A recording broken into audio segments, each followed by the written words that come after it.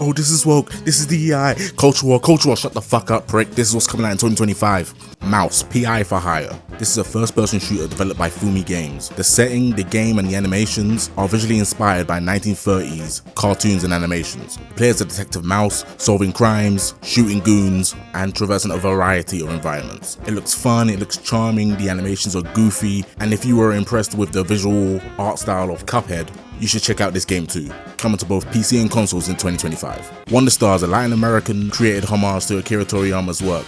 It's a turn-based RPG where you attack by building up the names of your attacks in a very cheesy 80s and 90s inspired way, like putting the word super mega flying death kick together as an attack and then getting different effects based on the words you used. The art style, the sound effects, the character designs, all heavily inspired by Akira Toriyama's work. It's developed by Paper Castle Games and is set for a 2025 release on Steam. Going from Wonder Stars to Wonder Stop. Now, Wonder Stop is gonna get a separate fucking video from me because this game thinks it's slick. This game thinks it's a nice, cozy farming simulator, tea simulator type game. You ain't fooling me, bro. You're not fooling me. I know there's something dark in there. I know there's something else going on here. I know. It's developed by Annapurna Interactive, and you play as a character that has a mysterious past that she's trying to escape from. And she tries to escape this by farming and serving tea to random characters. But I know damn well that's not all that's in this game, because usually this isn't a game I'd look twice at, but those trailers, it's showing me something. There's something here. So look out for a future video on this and a future full review when the game releases in March on PS5. Into the Dead Our Darkest Days. Now, I already made a video on this, which no one fucking watched, by the way, but it's a super fun zombie experience that heavily focuses on the survival aspect of zombie survival. It has very intentional sound and stealth mechanics when scavenging, making the game both rewarding and punishing if you fuck up. You can take on new survivors, build a community, manage their mental health traits and their abilities, or you can get most of them killed and give the others depression. Whichever you decide to do, Into the Dead Our Darkest Days launches on Steam in 2025. Hell Is Us. This is an action-adventure RPG developed by Rogue Factor. The setting seems to be a world that was devastated by these white creatures that seemingly are born from humanity's fears and regrets.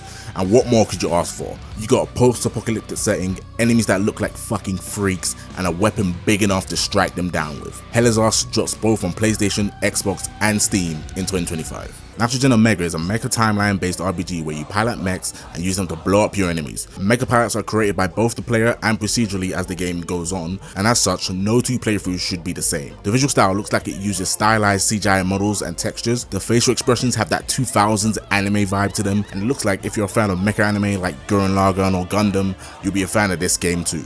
Nitrogen Omega launches in 2025 on Steam. Staying on mecha games, Mecha Break. Mecha Break fucking looks insane. It's a multiplayer third-person shooter, tons of different classes, tons of different mechs, tons of different customization options, and it just looks so visually impressive.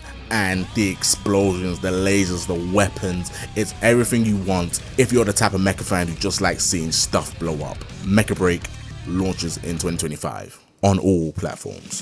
Showa American Story. This game is all over the place visually and thematically, and I mean that in the best way possible. It's post-apocalyptic, has zombies, has weebs, otakus, has westaboos, has a guy that fucking looks like Senator Armstrong for some reason. This is an open world action RPG developed by Necom Entertainment, and the only way I can truly describe it is that it's like Yakuza, but on an even bigger scale. Showa American Story launches on PlayStation and Steam in 2025. Going from something batshit insane to something more grounded is Mafia: The Old Country, developed by Hangar 13.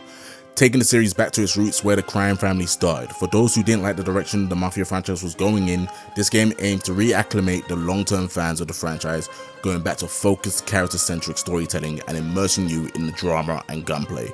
Mafia: The Old Country drops on all platforms in 2025. Kazan: The First Berserker is an action RPG developed by Nexon, the same people who brought you Dungeon Fighter Online. I actually played the beta, and it's fun as hell and difficult as hell. The gameplay is smooth, the animations have weight to them, there's a variety of weapons and skills you're able to utilize, and the game has an enforced stamina system that goes for both yourself and the enemies. So you have to make the choice whether to take each fight like a coordinated duel or go crazy and deplete your stamina and hope you kill your opponent like a true berserker. Kazan: The First Berserker launches on all platforms in March 2025. Gears of War E-Day is a third-person shooter aiming to finally restore the faith of long-term Gears of War fans who fell the fuck off the franchise in Gears 4 and 5. The center of the game seems to be the day of the actual Locust Horde emergence and how humanity responded in those early days of the war. Gears has a lot of making up to do after the flop of Gears 4 and 5, but from what we've seen so far, it gives me hope that we're getting back to business with what Gears should be about. Gears E-Day is supposedly launching on all Microsoft platforms and Steam in 2025. Oh, then we have the GOATs, my guys, my boys, my friends. We have Elden Ring Night Rain. Oh, hey, I'm here glazing, bro. I'm here glazing.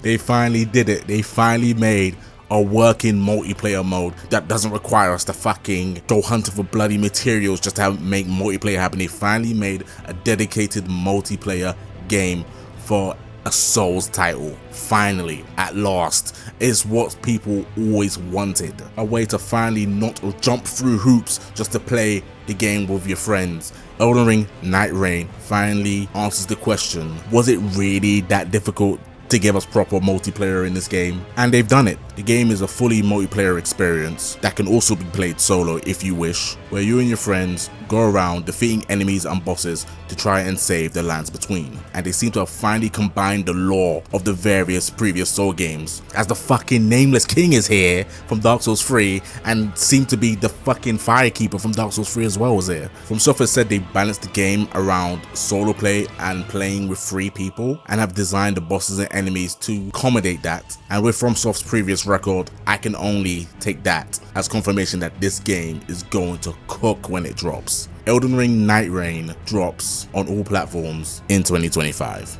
Right, you dickheads. So that's it. Those are that's like a small piece of the pie that's coming out in gaming in 2025. Just a tiny piece. I don't hear no dumb shit about gaming is dead. Oh, gaming's going to shit. This year, 2024 was a great year for gaming too, and 2025 is going to cook even harder. I'm fucking looking forward to it, and I hope you guys are looking forward to it. There's so much content to be engaged with. And before anyone says the reason why I didn't put fucking GTA 6 on there, because I don't believe that game's coming out until 2026. I'm just saying that game not coming out. That game not fucking coming out. But anyway, that's the video. If you enjoyed, please like, comment, subscribe to the channel. Future reviews to come on most of the games that I've mentioned here. But anyway, I'm done. See you next time.